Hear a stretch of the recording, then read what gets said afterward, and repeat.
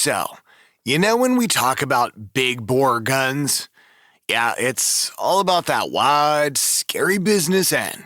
But hey, if you're anything like me, you're not just satisfied with size. You want your big guns to have an extra zing, like a dash of habanero sauce to really spice things up. We're talking about a blend of heavy lead with a solid hit of gunpowder to turn range time into a thrilling adventure. The problem is, there aren't a whole lot of semi-automatics out there that can handle true Magnum ballistics. So in this video, we're going to talk about the top 5 Big Bore Magnum Semi-Autos that really bring the heat. Quick disclaimer, no 460 roll-in handguns are on this list. Those are typically chambered in 45 ACP, but have stronger magazine springs, a stronger recoil spring, and a custom barrel chambered in 460 roll-in, a beefed-up Magnum level 45 caliber Wildcat. While the cartridge is capable of true 44 Magnum ballistics, the guns aren't built from the ground up, so they don't count. Number 5. Auto Mag. Taking the number 5 spot, we've got the legendary Auto Mag. This beast made its grand entrance back in 1971 and quickly earned its title as the first real semi-automatic Magnum. Picture the AR-15's mechanics. That's basically how the Auto Mag worked. With its short recoil operation and a rotating bolt system. The firepower? It came from the 44 Auto Mag pistol cartridge, a modified version of the beloved 44 Remington Magnum, only with a longer case and a rimless design for better feeding in a semi-auto. Now, if you're a fan of Clint Eastwood's Dirty Harry series, your ears might perk up here. The Auto Mag had its moment of Hollywood fame in Sudden Impact, the 4th movie in that series. It was a fitting choice for Dirty Harry, showcasing the gun's power and style. But why isn't this gun a household name? It's a story of business woes and market miscalculations.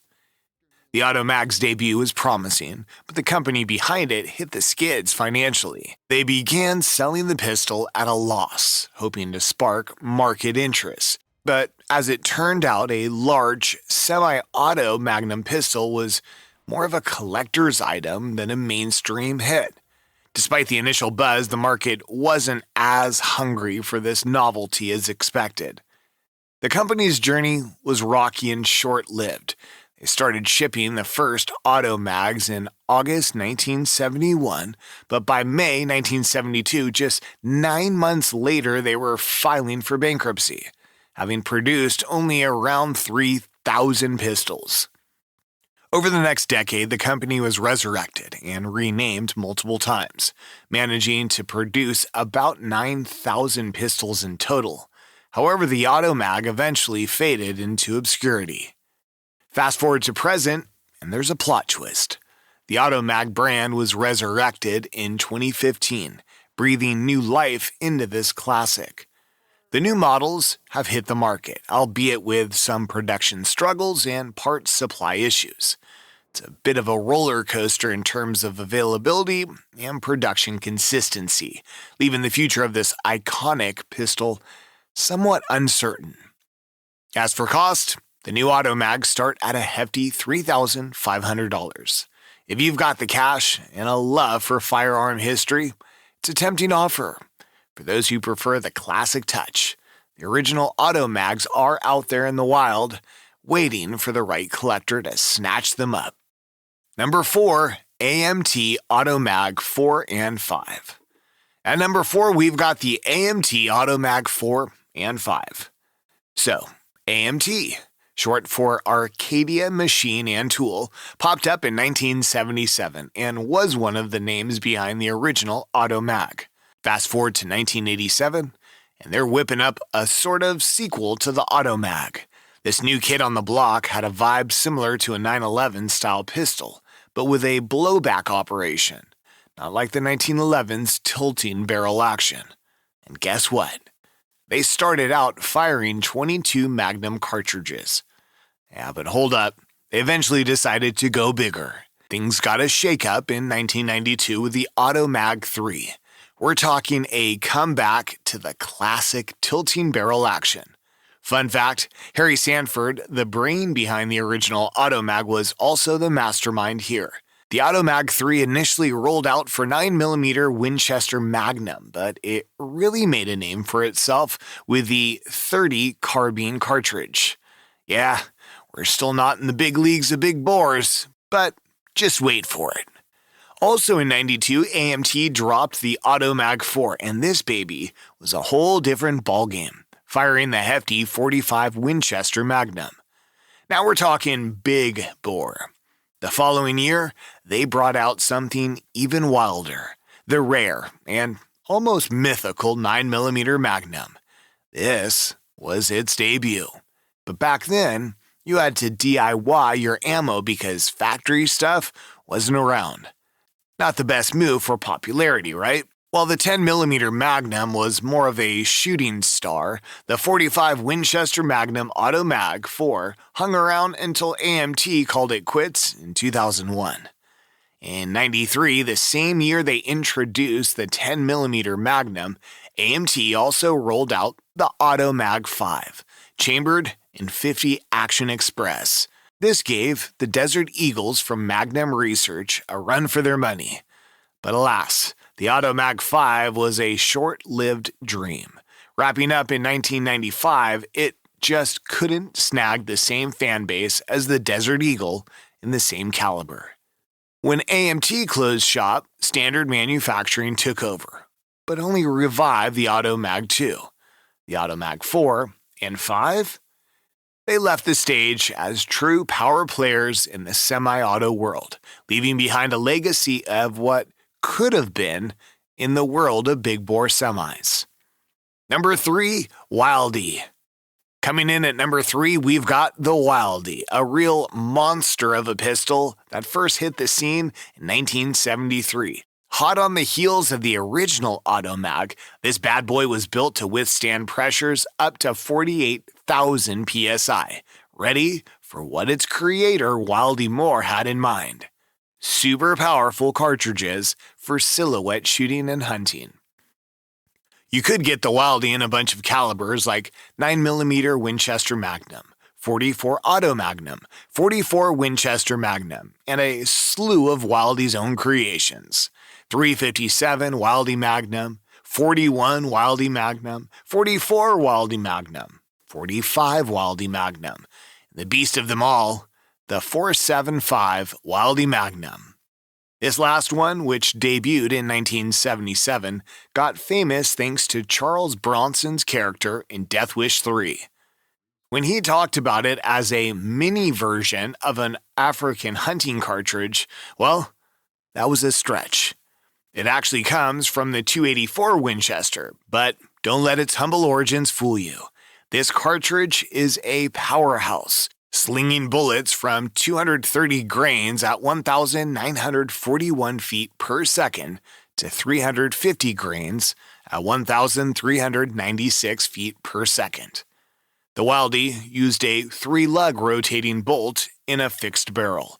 Available in both double and single action, it rocked a patented short-stroke gas operation, a break from the previous gun's short recoil operation.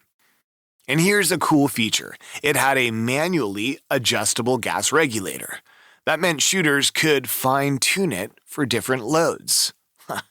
Pretty sick, right? The road wasn't always smooth for the Wildy. Between legal battles and the original creator's health issues, production hit the brakes in 2011. But, like a phoenix, the Wildy rose again in 2016 thanks to USA Firearms Corporation. If you've got somewhere between $2,750 and $2,950 burning a hole in your pocket, you can snag one of these legends. Just like Paul Kersey in Death Wish 3, you can make a statement that resonates with power and history. Number 2, Grizzly.